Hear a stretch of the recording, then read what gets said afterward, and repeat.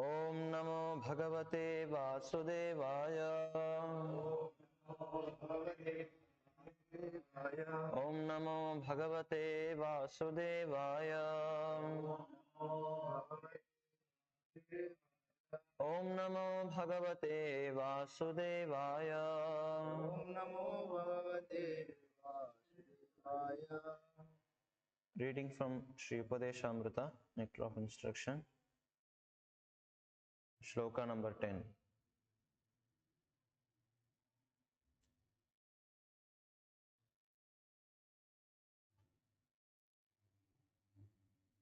कर्मिभ्यः परितः हरेः प्रियतया व्यक्तिं ययुः ज्ञानिनः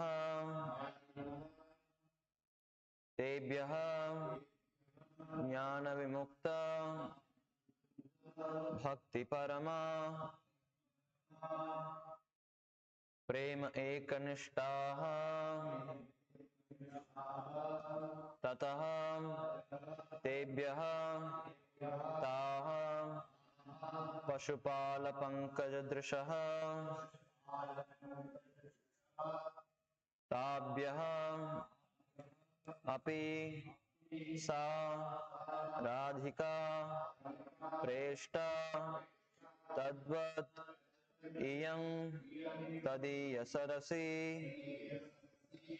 तां न आश्रयेत् कः कृति कर्मिभ्यः परितो हरिर्प्रियतया व्यक्तिं ययुर्ज्ञानिनः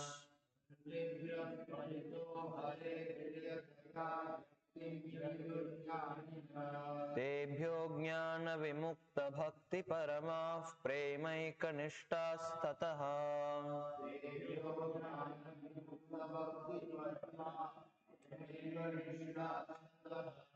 तेभ्यस्ताः पशुपालपङ्कजदृशस्ताभ्योऽपि साराधिका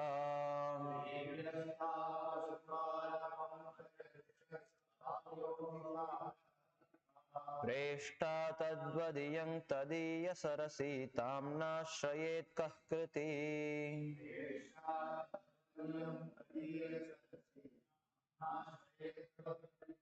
कर्मिभ्यः परितो हरेः प्रियतया व्यक्तिं ययुर्ज्ञानिनः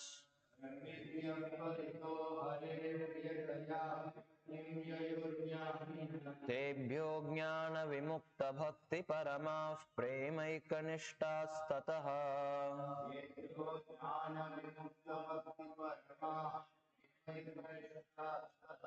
तेभ्यस्ताः पशुपालपङ्कजदृशस्ताभ्योऽपि साराधिका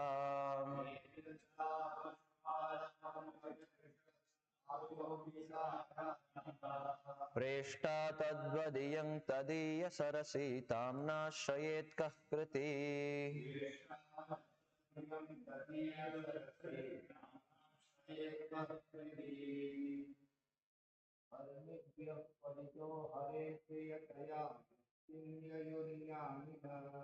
कर्मिभ्यः परितो हरेः प्रियतया व्यक्तिं ययुर्ज्ञानिनः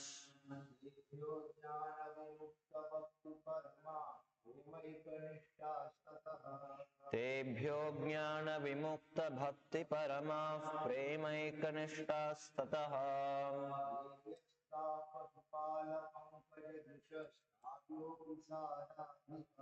तेभ्यस्ताः पशुपालपङ्कजदृशस्ताभ्योऽपि साराधिका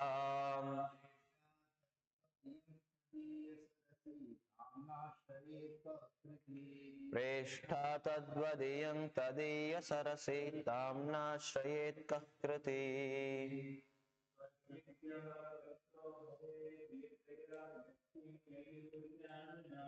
कर्मिभ्यः परितो हरेर्प्रियतया व्यक्तिं ययुर्ज्ञानिनः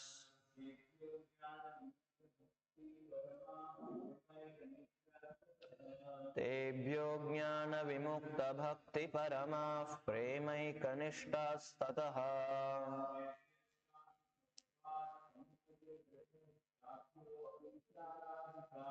तेभ्यस्ताः पशुपालपङ्कजदृशस्ताभ्योऽपि साराधिका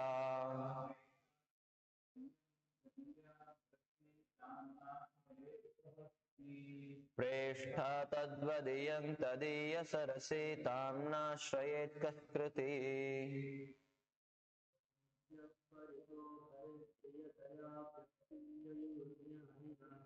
कर्मिभ्यः परितो हरेर्प्रियतया व्यक्तिं ययुर्ज्ञानिनः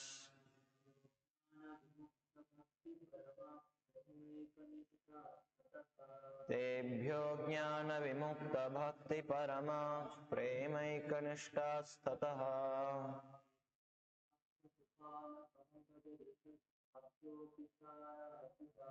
तेभ्यस्ताः पशुपालपङ्कजदृशस्ताभ्योऽपि साराधिका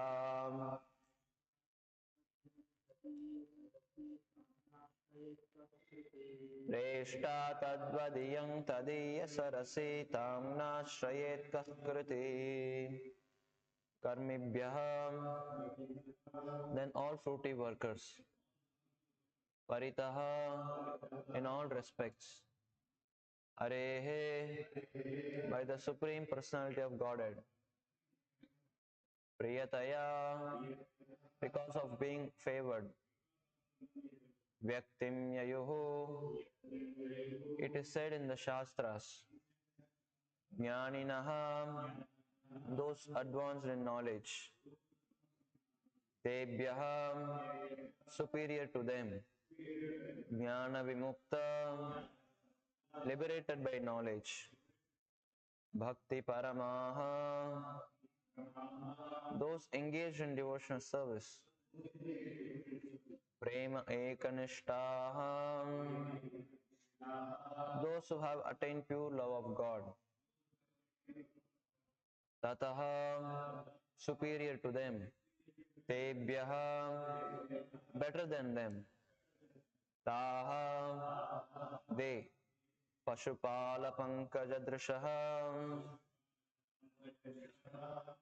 the gopis who are always dependent on Krishna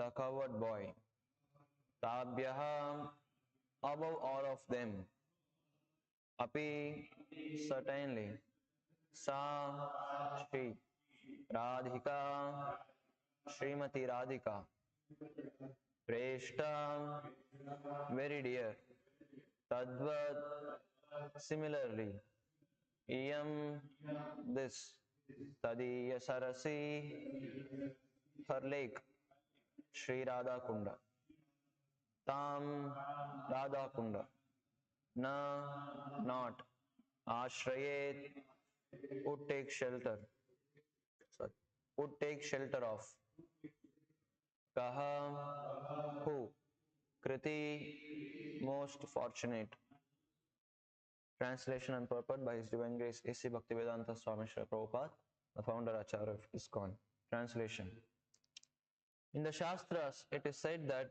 of all types of fruity workers he who is advanced in knowledge of the higher values of life is favored by the Supreme Lord Hari. Out of many such people who are advanced in knowledge, jnanis, one who is practically liberated by virtue of his knowledge may take to devotional service. He is superior to others. However, one who has actually attained prema, pure love of Krishna, is superior to him. The gopis are exalted above all the advanced devotees because they are always totally dependent upon Sri Krishna, the transcendental cowherd boy. Among the gopis, Srimati Radharani is the most dear to Krishna. Her Kunda, lake, is as profoundly dear to Lord Krishna as this most beloved of the gopis. Who then will not reside at Radha Kunda and in a spiritual body, surcharged with ecstatic devotional feelings, aprakrita bhava, render loving service to the divine couple Sri Sri Radha Govinda, who perform their Ashtakalya Leela, their eternal eightfold daily pastimes. Indeed, those who execute devotional service on the banks of Radhakund are the most fortunate people in the universe. Namo Vishnupadaya Krishna Preshthaya Bhutale Srimate Bhakti Vikasa Swami Nityamini. Namo Vishnu Padaya Krishna Preshthaya Bhutale Srimate Bhaktivedanta Swamini Namine. Namaste Saraswate Deve Gauravani Pracharine Nirvishesha Shunyavadi Paschati Deshatarine. Jaya Shri Krishna Chaitanya Prabhu Nityananda Shri Advaita Gadadhara Srivasadi Gaura Bhakta Vrinda. Hare Krishna Krishna Krishna Hare Hare. Hare Rama Rama Rama Hare Hare. So Hare Krishna. So here we are continuing to hear the 10th verse of Sri Upadeshamrita. So here Sri Rupa Goswami is giving the gradations of the different types of, starting with Karmis, Jnanis, then devotees, then he is giving the gradations among devotees. Gopis are the highest. Then even among Gopis, Srimati Radharani, she is the highest. And then her beloved Kunda, it's most superior to all. So this is explained in this verse. So Srila Prabhupada and our Acharyas, Bhakti Siddhanta Saraswati Thakur, Bhaktivinoda Thakur, so they have given commentaries. So we'll be saying the purport. So this verse, basically we see, again it is explaining the importance of Sri Radha Kund. So importance of staying near that. So, and we'll be discussing in tomorrow's class how do we stay, we sadhaka devotees, how do we stay near the Radha Kund? Because Rupa Goswami is saying here we should stay near the Radha Kund, and he is the most fortunate people in the universe. So, but how do we apply in that life? So that will be seeing in the next verse, tomorrow's verse. But today we'll be seeing the gradations of different people and the devotees. So Srila Prabhupada, here he starts the purport by explaining from Karmis to Jnanis, and from Jnanis to Bhaktas, among devotees to Gopis, and then at last to Srimati Radharani. So this will be explained. So here at first place, here Srila Prabhupada is giving the definition of Karmi. So here we see Karmi, or a fruity worker, those who are desirous of gaining material profits by working. So this is Karmi. And here one thing we have to understand is that here Srila Prabhupada is mentioning about the Karmi.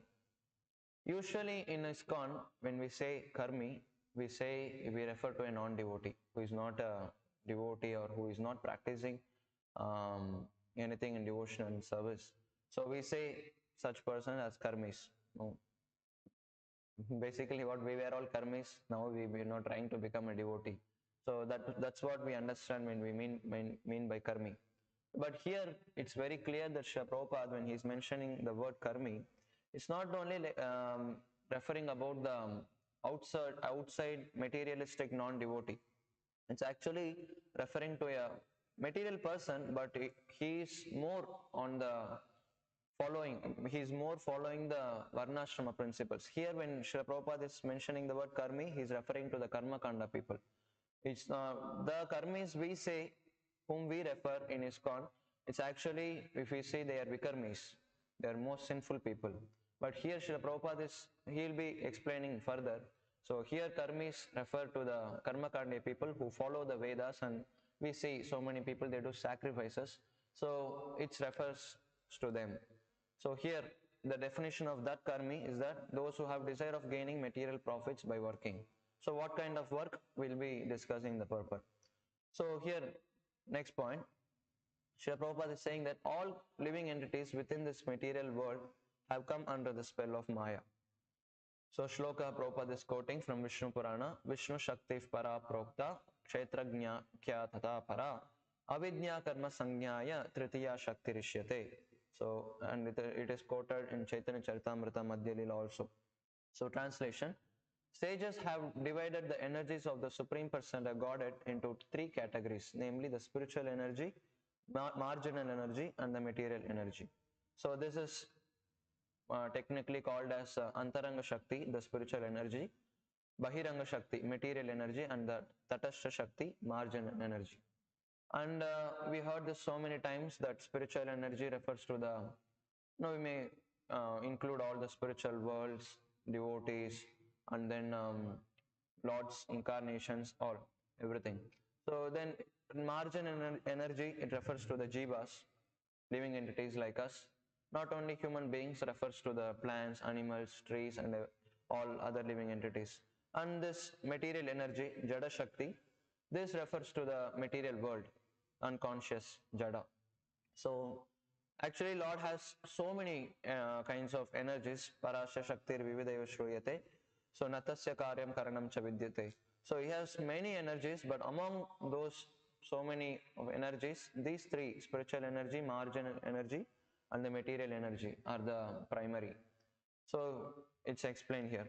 So then Srila Prabhupada is further explaining the material energy is considered to be the third class energy, Tritiya Shakti.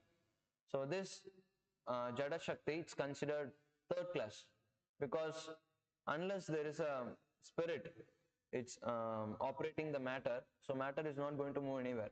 So let's say this table we are using here. So unless a person comes and moves it or cleans it, so nothing, it's not going to move on its own. So that's why it's considered low. So Srila Prabhupada, that's why he's mentioning the material energy is considered the third class energy. So now Srila Prabhupada, he is starting the explanation of the Karmis gradation from Gyanis to Karmis to Gyanis. So here we see that. Yes. Sometimes Karmis engage themselves like dogs and hogs in working very hard simply for sense gratification. So this is what the explanation we hear from ISKCON temple. When we say Karmi, so this is the thing which Srila Prabhupada is mentioning here. So sometimes, so Karmis engage themselves like dogs and hogs, only for sense gratification. So we mean Karmi, that's the point. So, but now again, Prabhupada clarifies here, in the next life, you can see. So, Srila Prabhupada is clarifying in the next line. So, in the next life, some karmis become strongly attached to performing various kinds of sacrifice. So, these are the karmis Srila Prabhupada is going to mention here. So, in these karmis, they follow the varnashrama system, they follow doing sacrifices, and they are also strongly attached to the material life. But when they want to enjoy the life, so they follow the dharma. So that's why the process is given dharma, artha, kama, moksha. So these karmis we see here, they follow dharma to get artha and they enjoy the kama. So at last they are aimed, those karmis who are frustrated with the life, and those karmis who understand this material enjoyment is temporary, so they become a jnani and they aspire for moksha. So this is the point is explained. So here Srila Prabhupada is further explaining that okay, some karmis, they do the sacrifice. So those karmis are elevated to the moon and the planets above the moon, as mentioned in the Bhagavad Gita. Okay, this we'll see further. So those karmis, they are elevated to the higher planets, those who do the sacrifice. So basically, we'll be discussing about these karmis who follow the varnashrama principles.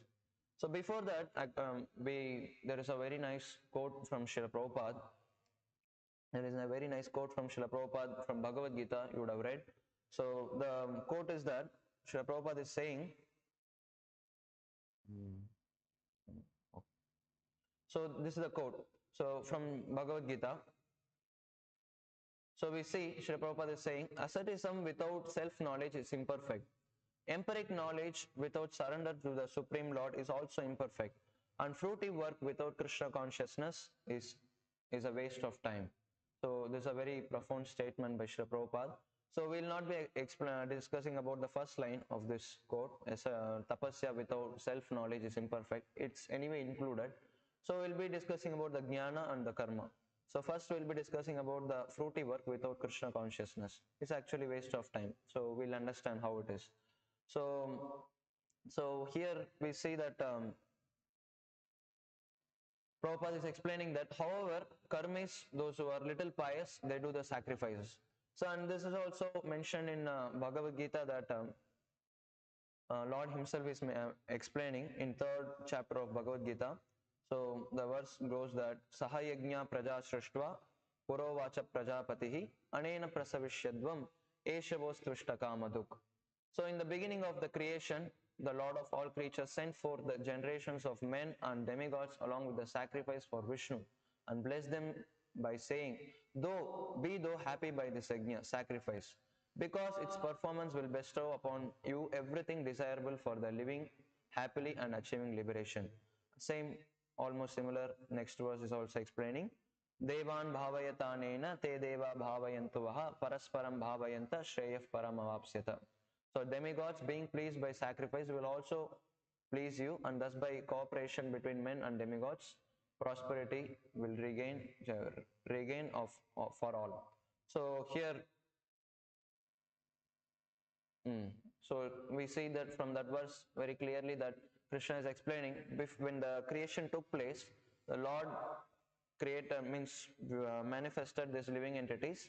Then also he manifested the sacrificial methods, so that a living entity can come. Actually, we know from Shastras that we wanted to enjoy separately from the Lord, so we are sent to this material world. So we came to this material world for enjoying. So Lord, He Himself being a very kind Father, He is giving the ways so that a living entity, he can be happy. So in the material world by getting whatever things he required for sense enjoyment. So how he gets those things? So that is actually by the sacrifice we see here. So in the beginning of creation, Lord sent the living entities along with demigods, also with the sacrifice methods, so that those living entities who want to enjoy in this life, they can perform the sacrifice which are mentioned in the Vedas and then please the demigods, particular demigods, and then they can get their material things, whatever they need. So for example, there are so many karma kanda yajnas we see. There is a yajna for flourishing in business, there is a yajna for getting the son, we call Putra Kameshti yajna, which Dasharath also did. But that's spiritual, that's for aiming at the supreme, that we should not mix here. So Putra Kameshti yajna to attain a son. So and also we see so many sacrifices for gaining wealth, for getting fame, getting good wife, so getting good husband. So many things which are mentioned in the Vedas. In fact, if you see 99.99%, it's 99% of the Vedas, it's actually mentioning about the karma kanda process. So where people can satisfy their material things by at least by following the Vedic path. So those people, those who do sacrifice, so they please the demigods. And actually, if we see the next verse of the Bhagavad Gita, which we mentioned, so Krishna is saying, those who do not do the sacrifices, those who are not performing the sacrifices and pleasing the demigods, they're actually cheaters. So because they are pretenders. So because they are ungrateful, they take everything, they take sunlight, they take water, they take air from the demigods, but they don't do any kind of sacrifice to please the demigods. So Krishna is mentioning so those things in Bhagavad Gita. So but those who perform sacrifice, they attain the higher planets, are elevated to the moon. So here Srila Prabhupada is mentioning, are elevated to the moon and the planets above the moon. So Yanti Deva Vrata Devan. So those who worship demigods, they go to their loka. So but again here Srila Prabhupada is mentioning the problem is that as mentioned in Bhagavad Gita, Kshine Punya Martya Lokam Vishanti. After exhausting the results of their so-called pious activities, they again return to the earth, which is called Martya Loka, the place of death. So once their piety, if it is exhausted, so they have to come back to this Karma Bhumi. This world earth is called Karma Bhumi. So they have to come back. For example, devotees give this analogy. You earn so much money, so you want to spend somewhere, so you go America, you go some west, so for tour. So when it is almost finished, so you have to come back. So you will not be allowed to stay there. You will not be able to stay there if you don't have enough money. So same thing, when our punya is exhausted, so we again come back to this material world. Why? Because this heavenly, if you see the heavenly descriptions, it requires so much punya to attain the heaven. It's not so easy thing. If it is said that in Bhagavatam 4th canto, if you want to become an Indra, you have to do 100, at least 100 Ashwamedha Yajna. And it's not so easy that, doing Ashwamedha yajna, it's very easy to perform. It's very difficult. So if you do 100 of such yajnas, you can become Indra. And Indra himself will create so many problems, he will send so many disturbances. So once when we attain, the description is, it's amazing actually. It's that's why it's called heaven. People are really high class people. They are very cultured. They don't speak bad words. They are very polite in their dealings. No enviousness there. So they, very sattvic, subtle kind of enjoyments are there. And also, even when we are born, we are not born as a babies. So because from baby, you have to take trouble. A mother has to take trouble of taking care of the child when she is a baby, when or he or she is a baby. But in heaven, even that suffering is not there. Why? When a baby is born, when person when they are born in heaven, so they will not be a baby. So they are at least 16 years old. They'll be. So when they are born, so they'll be 16 years old. From that, they'll start growing. So even so, that's why even this much suffering, that mother should take care of her children. It's a disturbance. Even that is not there in the heaven, and it's really so much enjoyment is there. You take wine. There is a woman. So it's place for enjoyment, as we know. But when punya is exhausted, you cannot stay there anymore. Um, Again, it is the description is given that when punya is over, so you cannot stay there. How? Why? Because it's not that they are going to push you down or anything. Because you will not have any floor to stay. You will not have any platform to stand. So all the water, wherever you are standing, so you will not be able to stand. So you have to come down. So you slowly come down to the material world. So when punya is exhausted, so you are not going to stay there. So this is what explaining. Shine Punye Martya Lokam Vishanti. So again, you have to come back to this material world to increase our punya. So then Srila Prabhupada is explaining. So he is giving more definitions for karmis. So karmis or gross materialists on this planet, we find many businessmen, politicians, and others who are simply interested in material happiness. They attempt to earn money by all means, not considering whether such means are pious or impious. Such people are called karmis or gross materialists. So, and here again we see the definition Srila Prabhupada is giving, that Vikarmis, people who act without the guidance of Vedic knowledge. So we can see very clearly that those who follow the Vedas, those who follow the Vedic process, they are called karmis. But those who follow their own mind, those who do not follow the Vedas, they are called vikarmis. So here we can see whatever activity we take, in this material world, and we see it's mostly based on these two acts only. Some people are there following Vedas, and most of the people they are not following the Vedas. Even whatever activity they do, so let's say here some politicians, businessmen, some politicians looks like they'll be helping the people, it's all, but still it's karma kanda activity only in some way or other. They're simply interested in material happiness. But also Srila Prabhupada is mentioning here, not considering whether such men, here Srila Prabhupada is mentioning, not considering whether such men are pious or impious. So karmis are like this, nowadays it's even more worse. They don't consider, whether whatever money we are earning, whether is it a pious way or impious way. If you want to see the impious way of earning, film industry, it's the biggest impious way we can say, they are manufacturing the TV, then they're producing the cinema or films, but it's really harmful for the people. They are doing the entertainment job.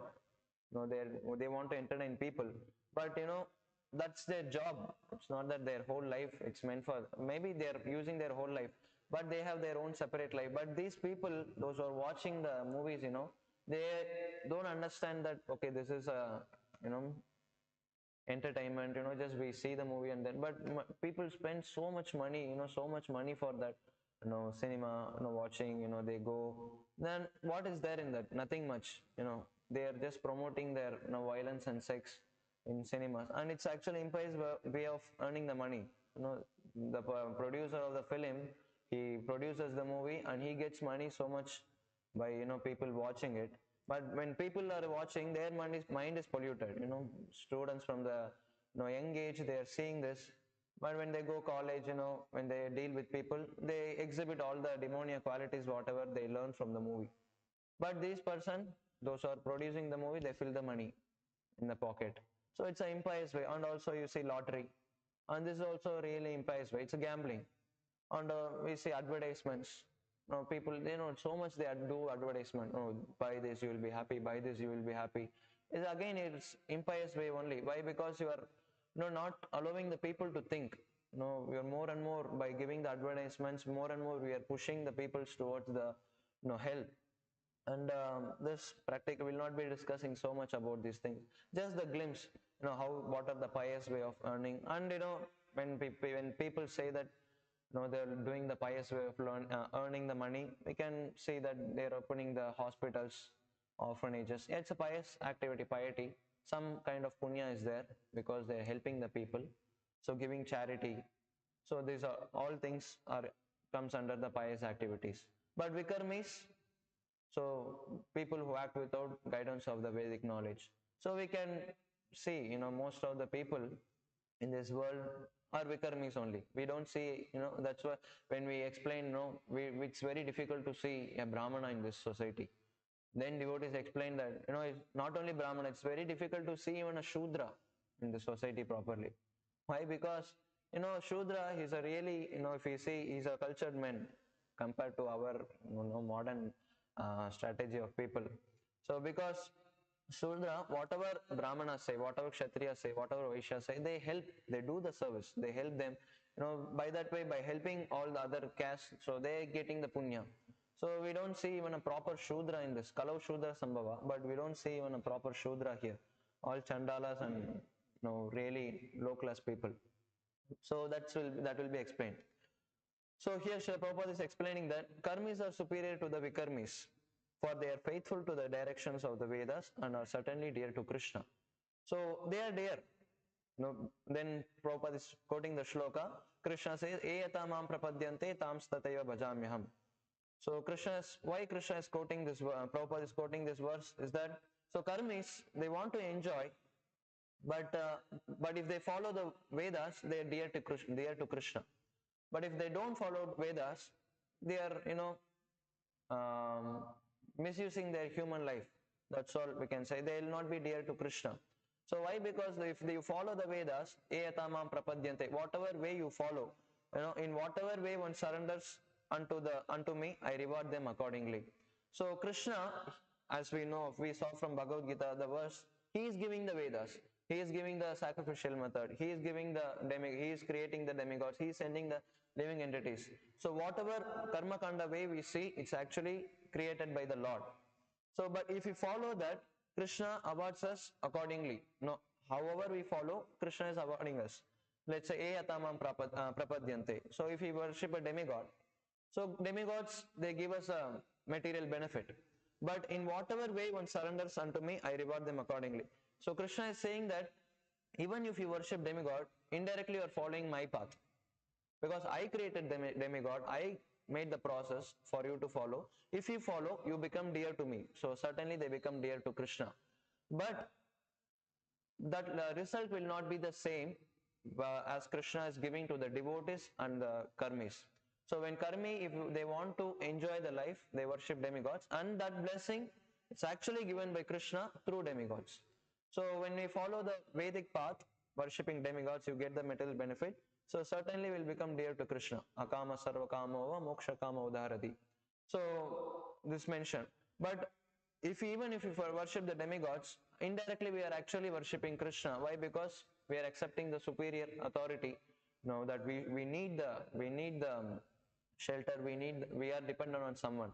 So that's why they are becoming certainly dear to Krishna, because they are following the Vedic path. So Krishna is saying, I reward them accordingly. So for devotees, he is yoga kshemam vahamyaham. Directly he is doing that. For karmis, he is doing through demigods. So, and faith, even for worshipping the demigods, that faith is also given by Krishna. So that's we understand. So Prabhupada is further explaining, Krishna is so kind that he fulfills the desire of karmis and jnanis, so not to speak of the bhaktas. So we already discussed this. So Krishna, so he is fulfilling the desires of karmis and jnanis, and obviously devotees. So here, so Srila Prabhupada is explaining. One more thing, before we go to the next point, another thing we have to understand is that, so when we certainly become dear to Krishna, so we should, now even if we follow the demigod path, but it's actually Varnashrama path. So Karmis, those who want to elevate themselves, those who follow the Varnashrama path, so they worship demigods, they worship sub-demigods, or they do the process, whatever it's in the mentioned in the Vedas. So that is, they are Karmis. But even in this we can see there are different, one more category of people called Vikarmis. So who are not dear to Krishna. Why? Because they do not follow the Vedas. How? So Karmis, they worship demigods.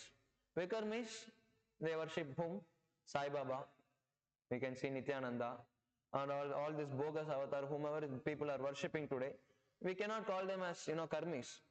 Why? Because these people who are cheating the other simple citizens, they are not actually what even civilized people, they are they are meant for cheating. So here people, they think this Sai Baba, Nityananda, they think, oh, these people are very worshipable and people are worshipping, so it's not mentioned in the Veda, so they become a Vikarmi. And even more crazy is that some people, they worship, North India, if you go, there is temple for Amitabh Bachchan and there is temple for Rajinikanth. So they worship the shoe. Now there is actually temple. They keep the Amitabh Bachchan shoe and they do parikrama around that. They put flowers. They worship that. So madness. So these people are, they are not karmis. We call them karmis from ISKCON view, but here, if you see Shastric point of view, they are not even karmis. So they are sinful people. So that's why. Now, if you follow the Veda, we'll become dear to Krishna. But if you follow this nonsense people, so then we are nowhere in the Varnashrama system. So then Srila Prabhupada is further explaining that, so destinations of Karmis and Vikarmis. So Karmi, so when he follows the Vedas, so what happens? He gets a new body among the demigods in the higher planetary systems. Or he may attain some other position in which he can enjoy a higher standard of material happiness. So a Karmi, if he follows the Vedas properly, so he can get very nice pleasure in the world, material happiness. So, and we see the Vikarmis, what happens? They degrade them and take birth as animals, trees and plants. So this is what happens if we worship all these bogus avatars. So we have to take birth as animal and we have to follow them. So we have to even take birth as trees, plants. But if we follow at least even demigods, we will be elevated to the higher planets. But if we follow this so-called bogus avatars, we become Vikarmi, then we degrade ourselves. So then Prabhupada is further explaining that. Thus, fruity actors who do not care for the Vedic directions, Vikarmis, are not appreciated by the learned saintly persons. So that's what we see in ISKCON, those devotees who are foolishly following those people who are foolishly following these bogus avatars, they are not appreciated, they are not appreciated in Vedas, they are not appreciated by even local people. Some of the local people, they are, those who are sane, those who are little pious, they think, why these all other people are there going towards this Nityananda, who is already a cheater, is exposed, but still foolishly people are going behind him. So that's why. So and Srila Prabhupada, that's why he is quoting the shloka here. As stated in Srimad Bhagavatam 5.5.4, Nunam pramatta kurute vikarma yadindriya pritaya aprunoti nasadu manyeyata atmanoyam asannapi kleshada asadeha. So materialists who work very hard like dogs and hawks simply for sense gratification are actually mad. They simply perform all kinds of abominable activities simply for sense gratification. Materialistic activities are not at all worthy of intelligent men, for as a result of such activities, one gets a material body which is full of misery. So this is practically, we see materialistic people, they work whole day and night, earn money just for sense gratification. Actually we see they are mad. Prabhupada is saying, they're actually mad. And we see practically, they get early in the morning. They don't, they immediately leave 5 o'clock. They have to catch the train in Bombay. Srila Prabhupada is explaining in a purport, one of the purport of Srimad Bhagavatam. They go, travel 2 hours for the job, then they do the job whole day, then come back, and then till they come, their children, they take the dinner and they sleep. They don't see their children even. They go early morning, they leave the home very early. So though again they don't meet much with their children. So this is madness. IT field, if we go inside, they have all the lights, room, even sun cannot penetrate. So what they do, so they turn on all the lights. So you will not be able to see, you cannot see the sun, whether it is evening or whether it is night. So you have light anyway. So whether it is night or daytime or middle, so it doesn't matter. So you work whole day. So many um, mad activities. They simply perform all kinds of abominable activities simply for sense gratification. And this also we see, just because of this, just for sense gratification, people really, they follow, they do all kinds of abominable activities. Whatever, we cannot even imagine. So when we take this point, when if you want to discuss this point, people, they do all kind of nonsense activities for sense gratification. So many things we can give as example. For example, we can take the abortion. When people, they want to enjoy nicely, they want to enjoy have the sex life, but they don't want any responsibility of taking care of children, of growing them. They don't want, because they want only sense gratification. So we'll engage in sex. So we'll use the contraceptive method. So we'll not have the this thing. And they don't want to take the risk of taking care of children and the responsibilities. Again, a child, we see actually when we go to college programs, we show the 10 minutes video. Devotees would have seen how the baby is born, how he is in a womb, how the baby is developed in a 10 months. And when we see the video, Srimad Bhagavatam explains that it's really troublesome, how much the child is suffering. So much, it cannot move, it cannot, tell anything properly. Worms are biting, but it cannot shout, it cannot scratch even his body. So much struggle is there for 10 months. It counts the days, when I will come out of this terrible condition. When we read this, we also feel, pitiful condition for such babies who are inside. But these low class people, just for sense gratification, what they do, they don't consider any of these things. So they do the abortion. So just because what, they don't want to have the responsibility. And now it became, it became a normal thing, using this, now in college also we see, when we go outside outside the campus, it's very horrible condition. Even in Bhagavatam class, we should not mention any of these things. They use all kind of nonsense things. For example, they use these condoms. Really, it's madness. Previously, to know about these things, it was very much shocking for the people. Now if you go, not exaggerating, if you go any big shop, any big medical in the Salem, which is very small place, it's not it's not even, it may be not even mentioned in the Google, very small place. Even here we go, any medical you see, you will have that. And what to speak of other cities, Hyderabad, Bangalore. So if in all the medicals, if it is easily available, so then what we come to know that people, they're actually promoting all this nonsense activities to just to their increase their sense gratification. It's really mess in the world. Unless we give this knowledge, unless we understand this process of devotional service, we are so we'll have no hope to get out of this material world. And in foreign, if you want to know, it's really even more horrible. So they have something, we know this, they have all these dating systems. It's really, cat, and that's why Srila Prabhupada is saying that cat and dog civilization, animal civilization. People, they are just living like animals.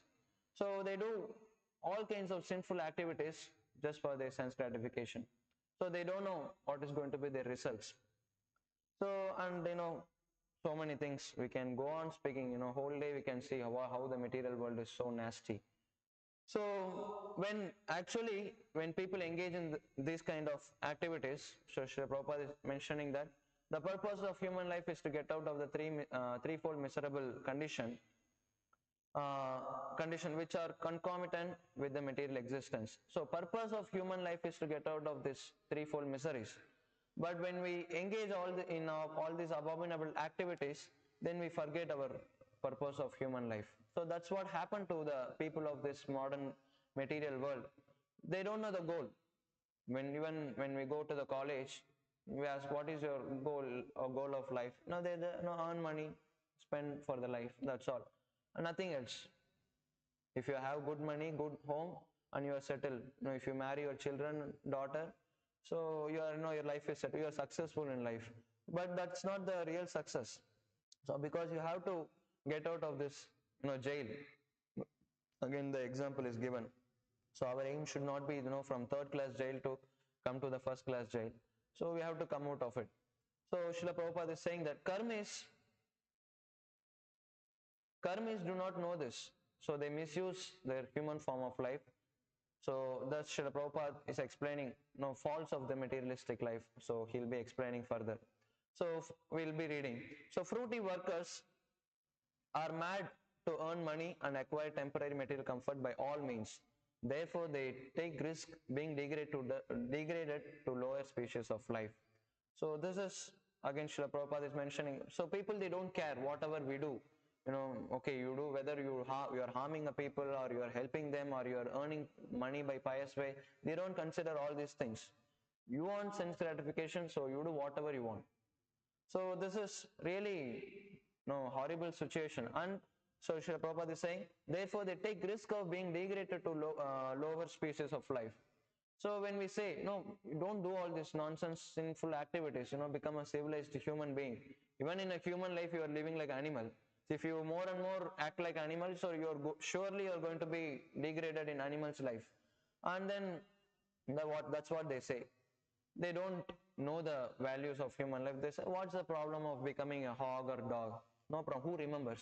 I don't remember my past life. No, okay, no problem. I'll become a hog, but I'll not remember how I came in hog's body. So this is what going on, Once, Srila Prabhupada's time also happened. So Srila Prabhupada was explaining, he was giving lecture. So material sense gratification is bad. We should not do it. We should give it up. So we should become a proper human being.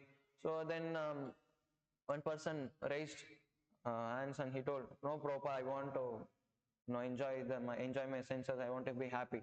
Then Srila Prabhupada started explaining, no, if you're going on enjoying your senses, then you will degrade your human life. So you will become an animal.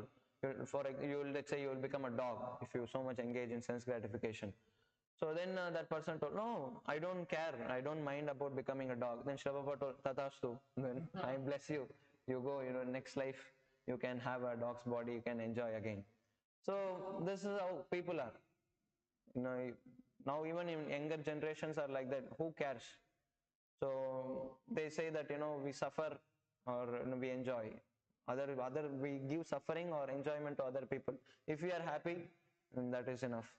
So again, Srila Prabhupada is saying, materialists foolishly make many plans to become happy in this material world. They do not stop consider that they will live only for a certain number of years, out of which they must spend major portion acquiring money for sense gratification. Ultimately, such activities end in death. So when we say this, people, they think, oh, why you are so much speaking about death. Be positive, earn money and enjoy your life. Why you are speaking about death? But unless we tell this, people, they will not know about that. So we should tell them, if you want, if you are going on earning money just for sense gratification, at last our activities will end in death. So this is again very nice statement here Srila Prabhupada is giving, that materialists do not consider that after giving up the body, they may become embodied as lower animals, plants or trees. Thus, all their activities simply defeat the purpose of life. It's a simple defeat, nothing else. Even though he may be a big learned scholar, earn so much money, lakhs and lakhs. Today, earning earning 1 lakh is normal thing. You should basically, you should have this.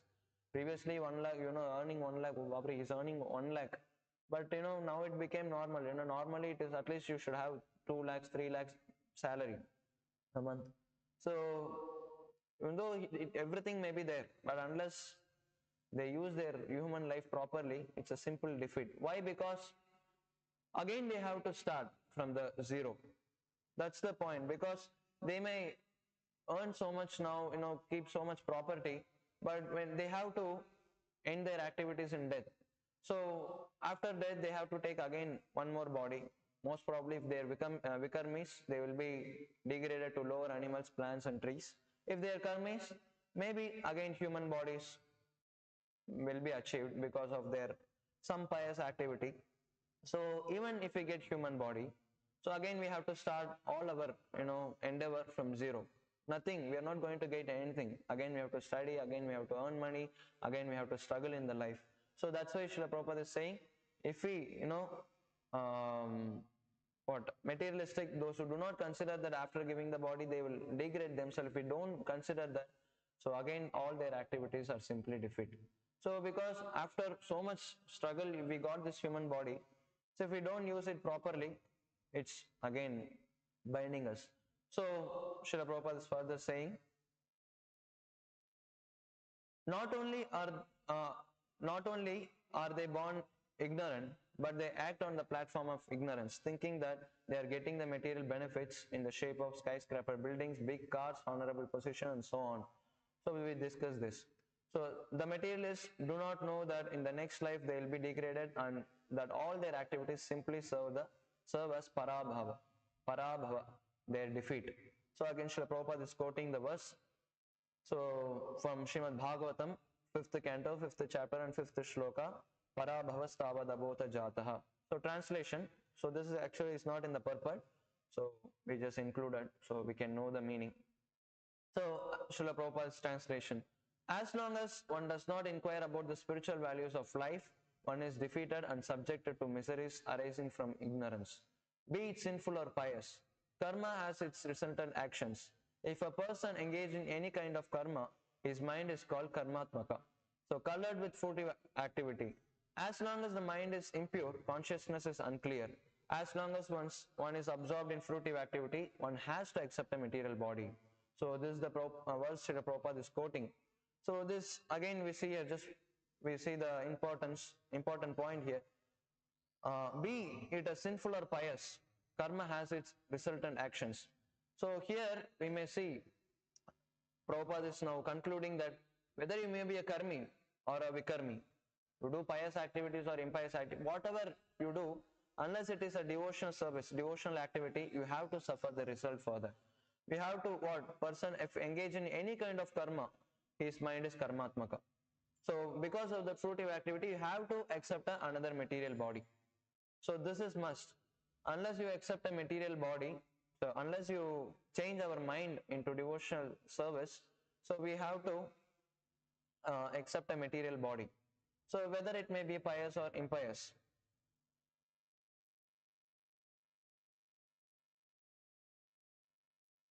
Okay, so I just thought of little bit discussing this. Why? Because this is very important for us to understand. Why when we go out for preaching, people they ask, no, you're doing idol worship, wasting so much milk for doing abhishek, or spending so much money for building the temple, feed the poor, feed the all this school children. So they ask this, and we give. Saving the shirt of a drowning man, it's not intelligent act. So we should save the soul. So that's what we are doing, and we'll not know we know what answers we give. So we are not saving the material body, but we are saving the spirit soul. That's spiritual activity. But saving the body, even though we do, it's a pious activity. Even though it is pious activity, it has its own karma. Why? Because we do a pious activity and we get punya. So when we get that punya, we have to enjoy that punya somewhere. This material punya can be enjoyed only in material world, because this material punya will not take us to the spiritual world. So that's clear. So if we have so much material punya, so what we have to do? We have to stay in the material world to clear all those material punyas. So then we can be elevated some other planets if we do devotional service. So that's why even this material punya, pious activity, it's binding in this material world. And what to speak of impious activity or sinful activity, it will degrade us more. So that's why we should be very careful about what activity we do. So what happened was, uh, even if we do pious activity, it will bind us. This point we know, we discussed. But I want to discuss one more thing that Srila Prabhupada is explaining in Krishna book, in I think 57th chapter, maybe 47th chapter. Srila Prabhupada is explaining in the story of King Nriga. So what happened was, the point we have to understand clearly. So material pious activity, when we do, we get piety, but it still binds. But even when we do the material pious activity, if there is small discrepancy, if you do a small mistake, it binds us. So this we see in history of Nriga. So here I'll read the notes. This by Srila Prabhupada. So Prabhupada is saying, King Nriga proceeded to narrate his story of his degradation. So Krishna, he became a lizard. So boys of Yadu dynasty, they saw in a very big lizard. So Krishna came and lifted it up and he left it out. So as soon as Krishna's transcendental body touched the lizard, it turned into a demigod. So Nriga. So this king, he started narrating his history.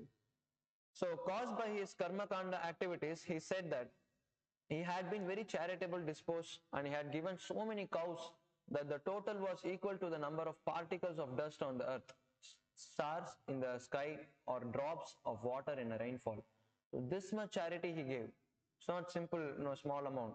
According to the Vedic ritualistic ceremonies, a man who is charitably disposed is recommended to give cows to the Brahmanas. From King Nriga's statement, it appears that he followed that principle earnestly. However, as a result of a slight discrepancy, he was forced to take birth as a lizard. Therefore, it is recommended by the Lord in the Bhagavad Gita that one who is charitably disposed and desire to derive the benefit of his charity should offer his gifts to please Krishna. To give charity means to perform pious activity, and by which one may be elevated to the higher planetary systems. But promotion to the higher planets is no guarantee that one will never fall down. Rather, the example of King Nriga definitely proves that fruitive activities, even very pious, cannot give us eternal blissful life. So as stated in the Bhagavad Gita, the result of work, either pious or impious, is sure to bind a man unless work is discharged as yajna on the behalf of the Supreme Personality of Godhead. So unless we do the devotional service, we are going to be in trouble. We are going to be in this material world. So, but even if we do the pious activity, when, let's say for this example, some small discrepancy is there, we are going to suffer. Even if we don't do any mistake, again we are going to suffer. Why? We are going to stay in this material world. So materially pious or impious activity doesn't help us. So that's why we are not promoting the social welfare activities, opening hospitals, opening eye camps, opening, all this social works, because it's not going to elevate us. It's not going to bring us out of the birth, death, old age, and disease. So what we should do? So what we should do is that Srila Prabhupada is saying that one should engage all his activities and engage his time, energy in pleasing Lord. This we would have heard in previous verses of Upadeshamrita, Dadati Pratigrihnati. Dadati, when you give something in charity, so give for the Lord. So by that way you will be relieved. So again, there is a very nice verse from a 7th canto. So very important for us to understand here, because so many devotees also have this conception, why don't we feed the poor children, but this conception should not be there. Why? Because we are not helping the body, we are supposed to help the soul. So here the shloka explains that Bhogena punyam kushalena papam kalevaram kalajavena hitva kirtim vishuddham suraloka gitam vitayamam eshyasi mukta bandhaha. So this shloka is quoted in Srimad Bhagavatam 7th canto, where Nrsingadev killed Hiranyakashipu. After he killed Hiranyakashipu, Prahlad Maharaj pacified Nrsingadev with his prayers. So then, being pleased with Prahlad's prayers, so Narsingadev, he wanted to offer benediction. So Narsingadev, okay, ask some benediction. So then Prahlad Maharaj told, no, I don't want any benediction because I'm not doing any business here with you. I'm not a merchant that I'm giving you something and getting back. But I want your pure devotion service. So being pleased with Prahlad Maharaj, Narsingadev, the shloka is from the Supreme Personality of Godhead. So shloka is, my dear Prahlad, while you are in this material world, you will exhaust all the reactions of pious activity by feeling happiness. And by acting piously, you will neutralize impious activity. So, we'll discuss. So, because of the powerful time factor, you will give up your body, but the glories of your activities will be sung in the upper planetary systems. And being fully freed from all bondage, you will return back home, back to Godhead. So, Narsingadev is saying that, so while you are in this material world, devotees, they do so much pious, outwardly looking pious activity. So while you are in this material world, you will exhaust all the reactions of pious activity by feeling happiness. So you have to exhaust your pious activity if we want to return to the back to Godhead. So that's what Lord is saying here, very clear. So by being peaceful in life, you will finish all your pious activity. But by acting piously, you will neutralize your impious activity. So this is for us, not for Prahlad Maharaj. So if you act piously, they will not going to do sinful. But if we act, material pious, it's going to bind us. So this verse is very clear. So this is what. Okay. So this Srila Prabhupada, he has explained, and so far we finished the Karmis. So that's what we see. Again, fruitive activity. That's you remember this verse, this quote. Beginning of the class we read the quote that here we see that. What's the here? So fruitive work, karma kanda activities without Krishna consciousness is a waste of time. So this we understood. So now next, so Srila Prabhupada is explaining about the jnanis. So when one can become a jnani, so that is explained by Srila Prabhupada. So one thing we have to understand is that only those karmis who understand, okay, this material world is suffering, so we have to come out of it. So those people, they can actually become a jnanis. And without mercy of a devotee, no one can become a devotee. That is, it will be explained.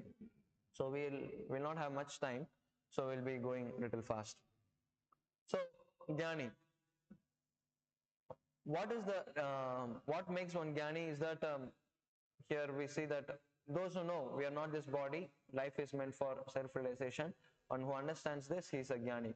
So Srila Prabhupada says that one should therefore be eager to understand the science of soul, Atma Tattva, unless one comes to the platform of Atma Tattva, by which one understands the soul and the not the body is oneself, one remains on the platform of ignorance. So this is the point. So unless we understand we are not this soul, so we are not this body, we'll be in a bodily platform.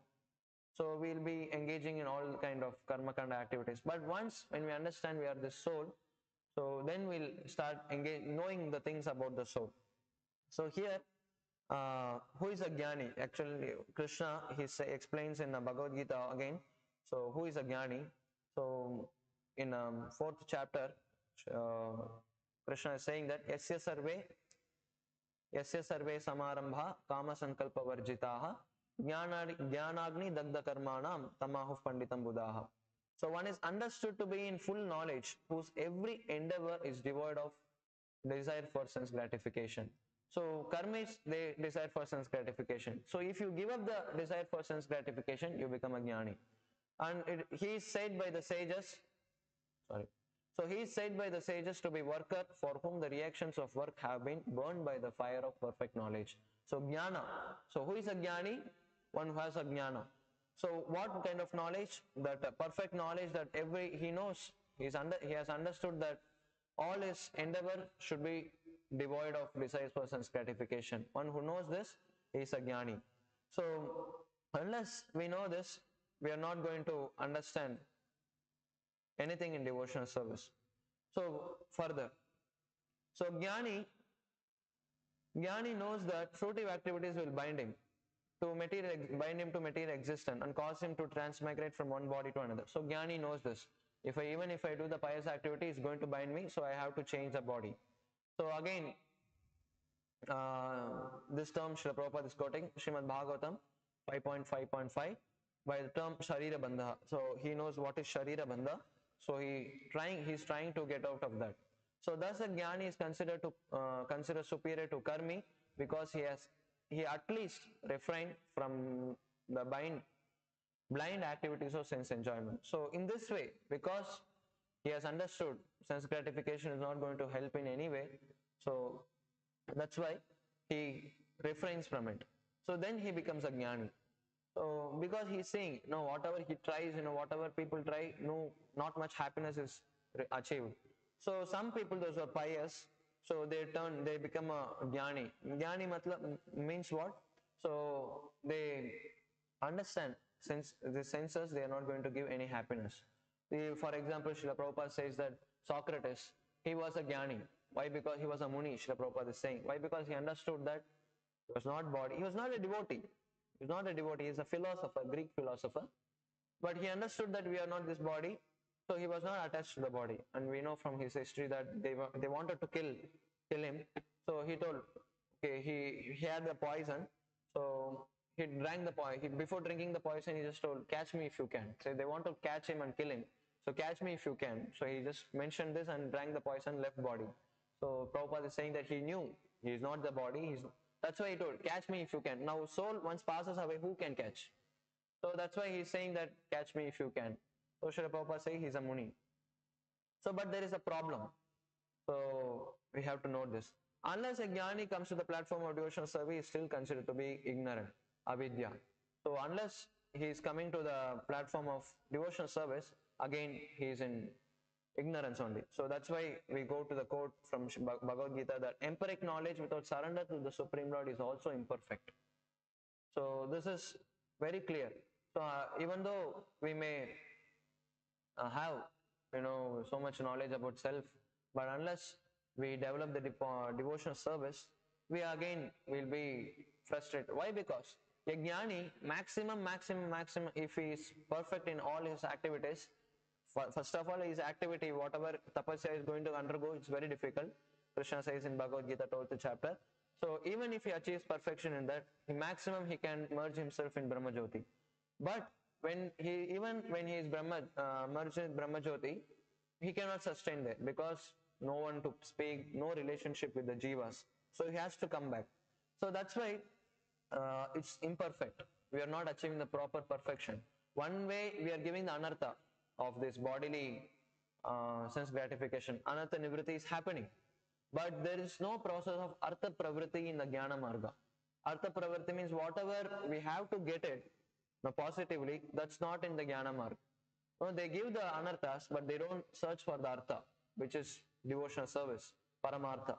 So that's why it's imperfect. So here Srila Prabhupada is further saying that although one may be accepted as jnani or advanced in knowledge, his knowledge is considered impure. You see the word Prabhupada used, impure, because he has no information of devotional service, unless he neglects the direct worship of the lotus feet of the Supreme Personality Godhead. So unless he takes to the devotional service, his jnana, it's going to bind us. So here, one more thing, Srila Prabhupada is giving a link from jnani to bhakta. So we should know. So those who take up Manushyanam Sahasreshu Kasyat Yatati Siddhaye. So among so many thousands of karmis, someone comes to the platform of jnana. Among them, only few they take up to the devotional service. So again, Srila Prabhupada is explaining. So when a jnani takes to devotional service, he rapidly becomes superior to ordinary jnani. Such advanced person is described as jnana vimukta bhakti parama. So though you may be a jnani, but you are just jnanina. But if you take up to devotional service, what happens? You become a jnana vimukta bhakti parama. So you transcend yourself from the jnana platform to bhakti platform. So that happens only by the mercy of a devotee. Otherwise not. We see So many examples in the past. He may be a Jnani. Even if you see Shukadev Goswami, he was a Jnani. Prabhupada says he was a Jnani when he took birth, when he appeared. But when he had the association of devotees, like from his father Vyasadev, or else when he heard Srimad Bhagavatam, immediately he became devotee. Immediately he became such a powerful devotee. He started explaining Srimad Bhagavatam, which all the demigods, all the sages, Narada Muni, Vyasadeva, they started hearing from him. He's a pure soul, but he was a jnani. He knew he was not this body, but he didn't had any attraction for the Lord when he took birth. So when he heard the Srimad Bhagavatam, say he is a pure jnani. So what happened? Immediately took the devotional service. Then he became rapidly superior to ordinary jnani. So he is Shukadeva Goswami. So this is the example we can see. So he became a jnana vimukta bhakti parama. So this is mentioned in Srimad Bhagavatam. So again Srila Prabhupada is quoting the verse, Bahunam janmanamante jnanavan mam prapadyate vasudeva sarvamiti sahatma sudarlabha. So who is that jnani? Which jnani can become a devotee? Who? Vasudeva sarvamiti. One who understands Lord is everything, everything is under his control. I should become his devotee, I should serve him. Such Mahatma is Sudurlabha. He is very rare. So he becomes a devotee. So then Srila Prabhupada is further explaining about once if you become a jnani, unless you become a devotee, it's no use. Actually, it's imperfect. Because again you will be in material world. So now Srila Prabhupada is explaining about the bhaktas, so devotees. So after taking to the devotional service under the regulative principles Vaidhi Bhakti, a person may come to the platform of spontaneous love of God, Raga Bhakti, by following the footsteps of great devotees like Narada, Sanaka and Sanatana. So first we start with Vaidhi Bhakti. So this will be more elaborately discussed on Nectar of Devotion, what is Vaidhi Sadhana Bhakti and what is Raga Bhakti, and this will be very clear in Nectar of Devotion seminar. So first we follow the Vaidhi Bhakti. Vaidhi Bhakti, the devotion with the rules and regulations. When we follow that, then we every day attend Mangalarti. So the day will come, we'll spontaneously attend Mangalarti. Because so far, unless alarm rings, unless someone wakes us up, so we are not going to get up for Mangalarti. So, but when the time comes, we'll have our own interest for attending Mangalarti and following the rules and regulative principles. So, that's when we follow the Vaidhi Bhakti properly, then we'll achieve the platform of Raga Bhakti, following the footsteps of Raga Atmika Bhakti, Raga Atmika devotee. So, here Srila Prabhupada is further saying that the Supreme Personality of Godhead then recognizes him to be the superior. So, yoginam api sarvesha madgatena antaratmana. Among all the yogi or jnani, who is superior? One who does devotional service, one who performs devotional service to the Lord is superior. Who is saying this? That's not, no. Who said the devotees are not better than karmis? Better than the jnanis. Lord himself is saying. So, that's why jnana vimukta bhakti parama. So among the devotee, now once you become a devotee, then you start following the Vaidhi Sadhana Bhakti, then you develop yourself. Based on rules and regulative principles of devotional service, then our goal should be, like yesterday we heard, our goal is to attain the Krishna Prema, following the footsteps of devotees in Vrindavan. So that's what we need. Ramya Kachidapasana Vrajavadu Vargena Ya Kalpita. So Chaitanya Mahaprabhu showed us the way, if you want to become a devotee, how you should become a devotee. Follow the Gopis. So they are living in Vrindavan, so we are following their footsteps. So among all the devotees, so even though you may become a bhakta, so if you want to attain the Krishna Prema fully, so you have to follow the Gopis. So Srila Prabhupada is continuing, out of all these devotees, Gopis are recognized as the superior because they do not know anything other than satisfying Krishna. Nor do the Gopis expert any return from Krishna. So Srila Prabhupada once he said that even though you may become a devotee, but still you have material desires, so you are called as a Mishra Bhakti. We are doing the Mishra Bhakti. So Srila Prabhupada told that if you have the material desire, but still you are doing the devotional service, you can end up in Swarga Loka. So we cannot, again, if we have the material desire, even though we perform devotional service, it's like lightening up the fire and we are pouring the water. So we should give up our material desires, following in the footsteps of Gopis. So here, why? Because superior they are very superior because they do not know anything else other than satisfying Krishna. So, nor do they expect anything from Krishna. So that's what we see from the teachings of Chaitanya Mahaprabhu, who followed in the footsteps of Gopis.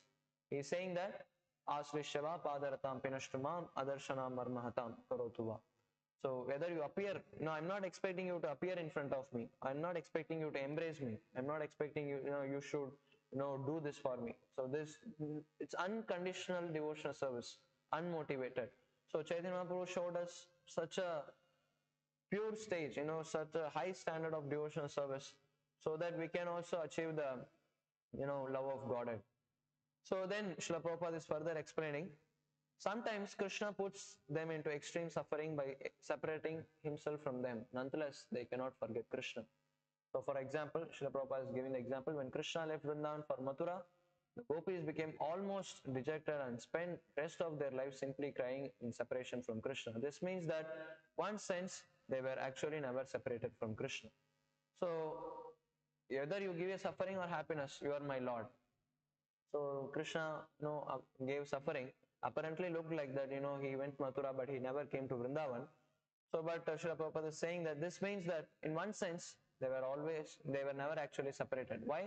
They were always thinking of Krishna 24 hours. Whatever, when they eat, when they sleep, when they couldn't eat or sleep anything without Krishna. So they were always thinking of Krishna. So that's why they were, in one sense, they were never separated. So that's why Srila Prabhupada is saying, so there is no difference between thinking of Krishna and associating with him. Rather, Vipralamba Seva, thinking of Krishna in separation, as Sri Chaitanya Mahaprabhu did, is far better than serving Krishna directly. So it's far. Why? Because when let's say when we are separated, we start thinking more of each other. We appreciate each other. So Vipralamba Seva, this also is explained in Nectar of Devotion in much detail. So that we'll be discussing. So among the Gopis, again here Srila Rupa Goswami is explaining the verse. Among the Gopis, Srimati Radharani, she is the just one second. Okay. So among the Gopis, Srimati Radharani, thus she is topmost. So Srila Prabhupada is saying, thus of all the devotees who have developed unalloyed devotional service, unalloyed love for Krishna, the Gopis are most exalted. Even among the devotees who have developed this unalloyed devotional service, who have developed, even among them, Gopis are the exalted. So this is explained very nicely in Brihad Bhagavatamrita. That devotees can read later. Very nice. But first we should finish Prabhupada's books. Then when we get the opportunity, we can read Acharya's commentary by Sanatana Goswami. In his book, he is explaining that, so there was an instance that Narada Muni, he wanted to know who is a great devotee. So what happened? He saw a Brahmana worshipping in a village. He saw him worshipping Shaligram. So, you are very great devotee, I am offering pranam to you. Brahmana told, you go to the king, he is really, very pure devotee. So Narada went to the king, I am offering pranam because you are great devotee, you are very exalted. Narada Muni told them, no, I am not. You see Indra, he is, he is serving, Vamana Dev, he is serving, he is Upendra as his brother, you go approach him. So Narada Muni again, he went to Indra, no, Indra, you are really, blessed by the Lord, you are pure devotee, you are the greatest devotee. And then Indra told, Narada Muni, I know you are doing this pastime, but still, I should also help you in this pastime, but I'll tell my situation. What is that? I am such a nonsense, because I didn't even consider, these Gopas and Gopis of Vrindavan, how much they will suffer if I give such a rain. So I was so proud. You're saying me to be a pure devotee. No, definitely not. Better you go meet Brahma. He may be, he is a pure devotee. So then Narada Muni went to Brahma. Everyone are telling that you are the supreme, you are the pure devotee. I am offering you respects. Teach me how to do the devotional service. And then Brahma asked, who told you this? Then Indra is saying, Indra said that you are pure devotee. Then Brahma told, okay, Indra, he finished one chapter of Krishna book. Then I'll tell the rest of the chapter. I was so proud, I was so foolish that I didn't know this Gopas and Gopi, all the covered, they are, really eternal associates of Krishna. I did such an offense, and you are telling me to be a pure devotee. So it's not, better you meet Shiva. He's a pure devotee. So then Narada Muni went to Kailash and he told, you asked me again, you are saying, I'm not a pure devotee, you are saying I'm pure devotee, but I'm not pure devotee. Better you see, I am sitting doing tapasya, I don't have any job here, but still, only my work is to meditate on Lord, that's all.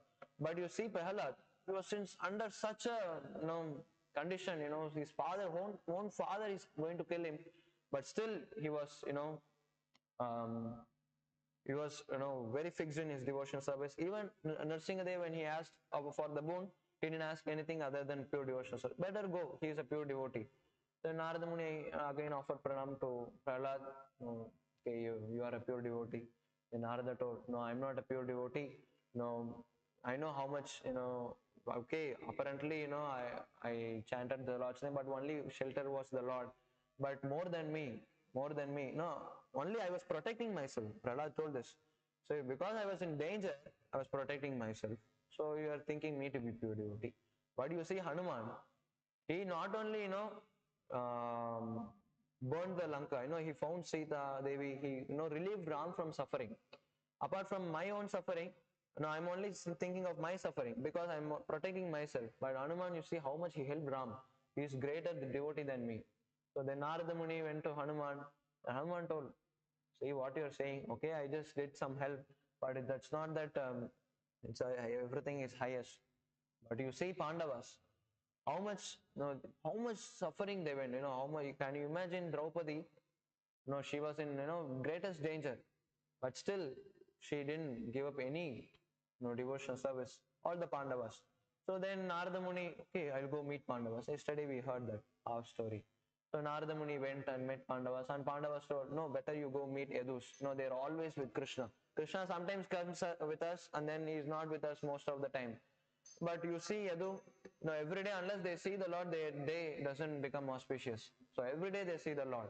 So they see, you see, they'll be putting hands on the Lord, they're friendly, very friendly with the Lord. You go. So he met Yadavas. Yadavas told Uddhava is great, and Uddhava told, me, I'm just trying to become a dust particle in Vrindavan, where when Gopis are walking, they can step on my head. So Gopis are more exalted than me. So actually Narada thought, okay, I cannot go further because, I cannot understand this. Means Narada himself is a pure devotee, but for teaching us the level of the Gopis and Srimati Radharani, so this pastime was enacted. So we see from this Leela that how exalted the Gopis are, not ordinary living entities. So among all the devotees, they are best. Among them, Srimati Radharani is the best. So Srila Prabhupada is further saying, no one can excel the devotional service of Srimati Radharani. Indeed, even Krishna cannot understand the attitude of Srimati Radharani. Therefore, he took her position and appeared as Sri Chaitanya Mahaprabhu just to understand her transcendental feelings. So, that's what we know. No, Krishna cannot, because Krishna wanted to know. No, she is relishing so much, she always be, she is attracting me so much. With what, which power she is, attracting me, how she is relishing all these devotional sentiments. So then Krishna wanted to relish this. So he appeared in mood and color of Srimati Radharani as Chaitanya Mahaprabhu. So that's why yesterday we discussed. So if we want to understand Krishna, if we want to understand anything about Lord, Prema, love of God, we have to surrender to Chaitanya Mahaprabhu. So unless we understand, surrender to him, we cannot. Yesterday actually I left one point that how much importance is Lord's appearance, birthplace, Vrindavan, we saw in the importance. The same importance is given for the Chaitanya Leela also, Chaitanya Mahaprabhu's birthplace. So Sri Gaura Mandala Bhumi, Jeva Jani Chintamani, Tara Hoi Braja Bhumi Bas. So Narottam Das Thakur is singing that, the place where Chaitanya Mahaprabhu appeared is actually Vrindavan. There is no difference between Vrindavan, Navadip, Mayapur and Jagannath Puri. Jagannath Puri, you say Gundicha Mandir. It's considered Vrindavan. So that's why, devotees, Gaudiya Vaishnavas particularly, they are not much interested with other holy places. They are interested, they go, we respect, But our prominent holy place, what we travel is that, where we travel is that four places: Mayapur, Vrindavan, Puri, and three: Mayapur and Vrindavan and Puri. So these are the three places which is very prominent for Gaudiya Vaishnava devotees. So because Chaitanya Mahaprabhu appeared there. So Srila Rupa Goswami, Srila Prabhupada says, in this way, Srila Rupa Goswami gradually concludes that Srimati Radharani is the most exalted devotee of Krishna, and that her Kunda, lake Sri Radha Kunda, is the most exalted place. So yesterday we saw how it was exalted. So this is verified by the verse from Padma Purana quoted yesterday also. Yesterday same verse we saw. It's also quoted in Chaitanya Charitamrita. Yatha Radha Priya Vishnu Tasya Kundam Priyam Tata Sarva Gopishu Saivaika Vishnu Atyanta Vallabha. So just as Srimati Radharani is dear to Krishna, Supreme Lord Krishna, Vishnu, so her bathing place Radha Kunda is equally dear to Lord Krishna. So among all the gopis, she alone stands supreme as the Lord's most beloved. So conclusion. So therefore, everyone interested in Krishna consciousness should ultimately take shelter of Radha Kund and execute devotional service there throughout one's life. This is the conclusion of Rupa Goswami in the 10th verse. So we know this is the conclusion he is giving. Why? Because if you want to attain the love of Krishna, if you want to understand the Madhurya Rasa, we have to take shelter of the Radha Kund. And taking shelter of the Radha Kund, we'll be discussing tomorrow what it is. So just I'll extend some 5 minutes. It's already 9 o'clock, but 5 more minutes, because per Acharya's commentaries, they are not so much. I'll just read this.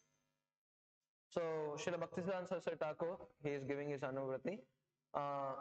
Already whatever points we discuss, it's same. All the points are included in Srila Prabhupada's purport. So then Srila Bhaktivinoda Thakur's Piyusha Varshini Tika. So among the many varieties of sadhakas found in this world, the devotee of Bhagavan who performs bhajana while residing in on the banks of Sri Radha Kunda is the best and the most dear to Krishna. This is described in the 10th verse. Note, so gradations. Srila Bhaktivinoda Thakur also giving the gradations from Karmis to Gopis. So therefore, the intelligent person who possesses sufficient accumulated devotional merit, Bhakti Sukriti. So here you see, pious material merit, material Sukriti cannot give us devotion. Okay, so Bhakti Sukriti, somewhere we should have met devotees, somewhere we should have had their association, so we can have this Bhakti Sukriti. When we have this Bhakti Sukriti accumulated sufficient enough, so then will most certainly reside on the banks of Sri Radha Kunda. Within the mind, render service to Sri Krishna eightfold daily pastimes, Ashtakaliya Leela. So this was also explained in the verse. So then Sri Radharaman Das Goswami is explaining in Upadesha Prakashika Tika. So in the 10th verse, yet another reason for taking shelter of and worshipping Radha Kunda is being shown. So another reason means there should be one more reason. What was the reason? So 8th verse says about that we should stay in Vraja and do devotional service. Where to stay? In Radha Kund. Why? Because that is the best place. That was explained in 9th verse. 10th verse also explains the same. And another reason for why we have to take shelter is that, even though so many people are there, Karmis, Gyanis, and Karmi, Jnani is superior to Karmi, Bhakta is superior to Jnani, Gopis are superior among all the devotees, and Srimati Radharani is superior even among them. And Srimati Radharani likes Kunda so much, so that's why we have to stay in Srimati Radharani's Radha Kund. So then we can develop our devotional service, attain the prem. So again, he is quoting the Padma Purana verse, this already we saw. So as Srimati Radharani is dear to Krishna, so her lake is also dear to Krishna. So by this we are finishing the 10th verse of the Nectar of Instruction, Upadeshamrita. So now what we will be doing is that we have one more verse, 11th verse. So we finish 10th verse today. So 11th verse we will be discussing tomorrow. Tomorrow is Saturday, but still we have the class. So we'll be finishing the 11th verse tomorrow. Then Sunday evening we'll have the exam on Nectar of Instruction. So devotees can prepare. To only one verse is left, so they can start preparing. Hare Krishna. So we'll end here. Shri Upadeshamrita ki jai. Shri Prabhupada ki jai.